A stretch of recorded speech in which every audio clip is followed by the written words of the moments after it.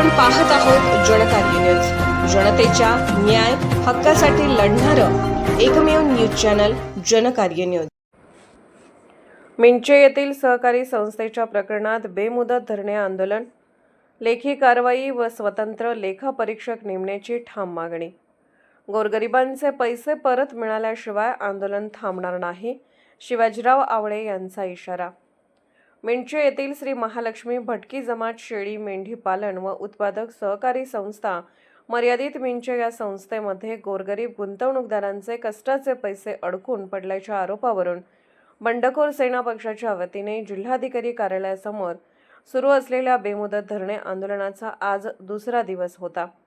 संबंधित संस्थेकडून आर्थिक गैरव्यवहार झाल्याचा संशय व्यक्त करत संपूर्ण आर्थिक व्यवहारांची सखोल व पारदर्शक चौकशी करावी, दोषींवर फौजदारी गुन्हे दाखल करून कठोर कायदेशीर कारवाई करावी, स्वतंत्र व निपक्ष लेखापरीक्षक नेमावा, तसेच गुंतवणूकदारांचे अडकलेले पैसे तातडीने परत मिळवून द्यावेत अशा मागण्या आंदोलकांनी प्रशासनाकडे केल्या आहेत।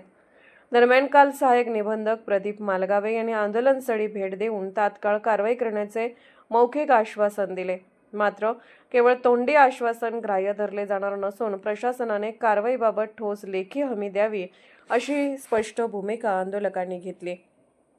यावेळी पक्षाचे राज्य उपाध्यक्ष शशिकांत वायदंडे, राज्य सचिव कुमार वाघमारे, कोल्हापूर जिल्हाध्यक्ष आलेश नांगरे, सांगली जिल्हाध्यक्ष डॉक्टर राजेंद्र खांडेकर, हातकणंगले तालुका अध्यक्ष सुरेश आवळे, हातकणंगले तालुका युवक अध्यक्ष अभिषेक भंडारे, वडगाव युवक शहर अध्यक्ष भालचंद्र दबडे, पन्हाळा तालुका युवक अध्यक्ष प्रवीण फाळके, तसेच पिग्मी एजंट ओम वागसे व फसवणूकग्रस्त नागरिक मोठ्या संख्येने उपस्थित होते।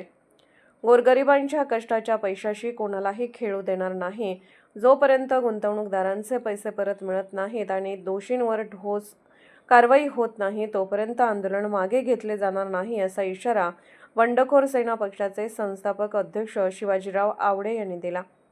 आंदोलकांचा इशारा, आंदोलनाचा आज दुसरा दिवस असून प्रशासनाकडून ठोस लेखी आश्वासन मिळाल्याशिवाय बेमुदत धरणे आंदोलन मागे घेतले जाणार नाही, असा इशारा यावेळी आंदोलकांनी दिला आहे। जनकार्य न्यूजसाठी प्रतिनिधी राजेंद्र समुद्रे।